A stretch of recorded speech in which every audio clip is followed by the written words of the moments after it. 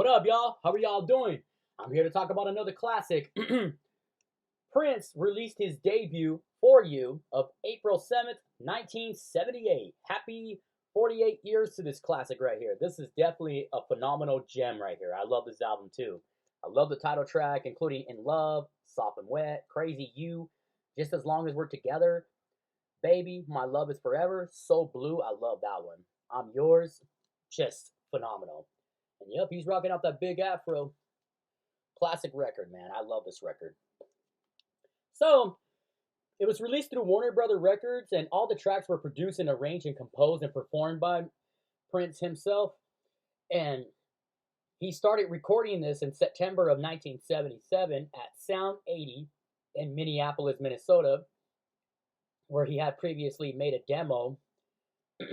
And friend and producer David Rivkin, later known as David Z, provided the advice and engineering assistance. And For You reached number 163 on the Billboard 200 and number 21 on the Billboard Soul chart. Soft and Wet, the album's lead single, became a minor hit on the Billboard Hot 100, peaking at number 92. However, it did become a top 20 hit on the Billboard Hot Soul Singles chart, peaking at number 12.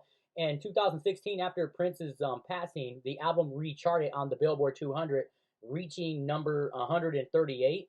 And Prince started recording, I already mentioned, he recorded in Minneapolis and on the Sound 80 in Minneapolis, Minnesota, where he had previously made a demo. And of course, David Rivkin, known as David Z, provided the advice and engineering assistance. Rivkin was being considered for the role of executive producer, but Warner Brothers instead chose Tommy Vicari, known for his work with Gino Vanelli.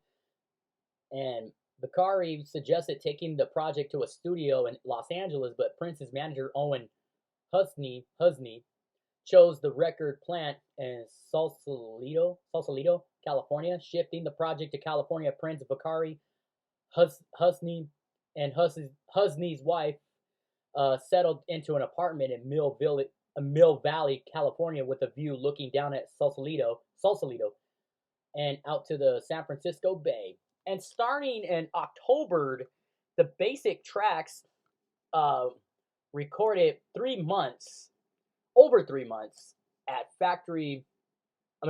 at the record plant. Vicari tried to exert his influence as producer, but Prince shrugged off any advice that was contrary to his wishes. And Prince worked excessively on the project, singing all the vocals and playing all the instruments. Excuse me. Including acoustic and electric and bass guitar, acoustic and Fender Rhodes piano, synth bass, and various keyboard synths by Oberheim, Moog, and ARP, orchestra bells, glockenspiel, drums, and percussion. He used the Oberheim to provide the sound of a horn section, but with the guitar lines layered into the mix. The basic tracks were finished in late December of 77. Husney later observed that Prince had drained Vicari during the recording process, and such that Vicari was heartbroken because he had just been treated like SHIT at the time. And more history to it. In January of 78, Prince and Vicari moved the project to engineer Armin Steiner's Sound Labs studio in Hollywood to begin overdubs and final mixing, and Prince displaced himself further from Vicari, concentrating on laying down multiple vocal lines to create a polished commercial sound.